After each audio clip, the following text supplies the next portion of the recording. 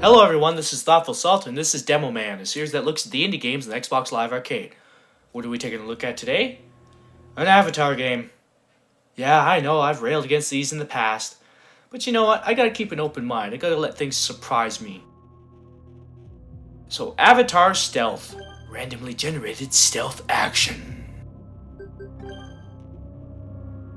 As you can see, very simple controls. I'm reminded very much of Metal Gear Solid's VR missions, with the art style. It's okay, the colors are nice. Unfortunately, as you can see, it's very, very heavily pixelated.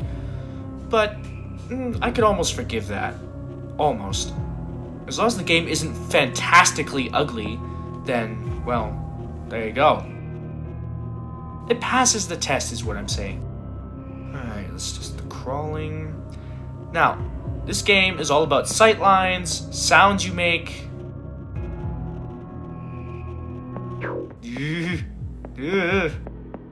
Okay. The sounds you make will attract the robots to your location. And if they spot you, they will chase you. It's very, very rudimentary enemy AI, but you know what? It works. The best stealth games are more like puzzles anyways, and this is meant to be sort of a casual stealth game. I mean, if there was any lasting damage that getting caught had, then the game wouldn't be randomly generated. Yes. I do appreciate the fact that it's randomly generated.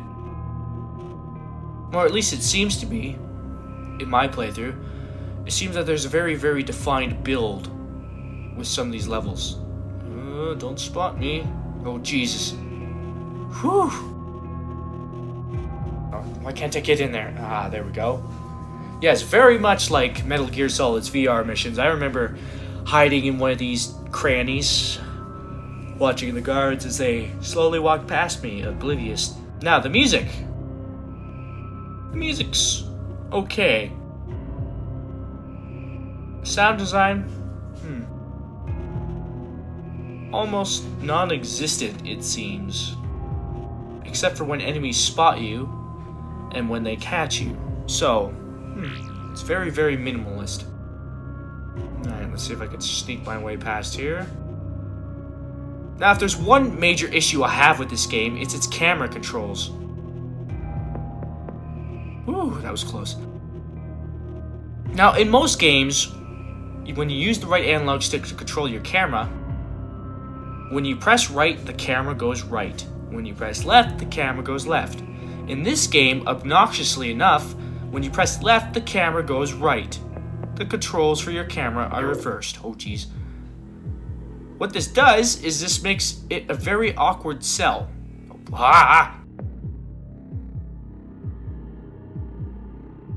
Because being able to control your camera and see the enemy's movements is made very awkward when your camera doesn't go in the direction that you pointed the stick towards.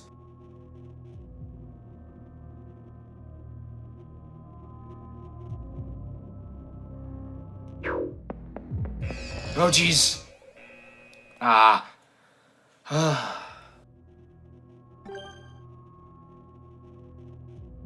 And unfortunately, that's not an issue that you could just overlook, saying, well, the gameplay is fun. Ah, crap, really? Because that makes everything unnecessarily awkward and frustrating. It's like, okay, I need to check where this guard is visually so I can plan my route. And of course, you could always use the mini-map, but it's much more fun to do it using the screen rather than the mini-map. It just makes everything a bit more awkward than it should be. Yes, I get this is a casual game, but you gotta make sure everything's up to snuff, and the camera controls simply aren't. Alright, sneaky, sneaky. Whew. Alright. I appreciate its Tron aesthetic. Gives everything a nice feel. What I don't appreciate is the camera. Yeah, and that's it, really. The camera's main issue because... Oh god! Ah! Ugh. Well then, the music. Now, I'm gonna send a message to the composer of this game through this video. When you're making a soundtrack or a track, when you make a track and it's intended to be electronic and ambient, when you got this thing that's distorting, and if you're wearing headphones while watching this video, you'll hear it. If you're put a distorting element like that in there, it has to have a purpose and it can't be annoying. And that's what this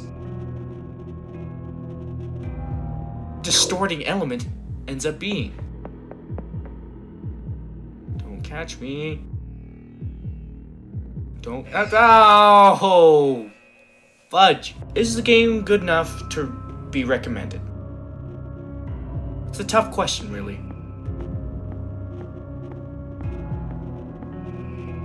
A lot of people have this nostalgia for the VR missions from Metal Gear Solid, and rightfully so. Those were good levels in the game. Those were very good levels in the game. This game, however, the camera is a major bugbear for me. I could recommend this game, but then again, I'm a very subjective person. I like my camera controls to be not awkward, to go where I tell them to, and that's basically that. Whether that's a recommendation or a diss against this game is entirely up to you. For once, loyal viewers, I leave the decision up to you. This is the extent of gameplay, putting your avatar in place to sneak around a level.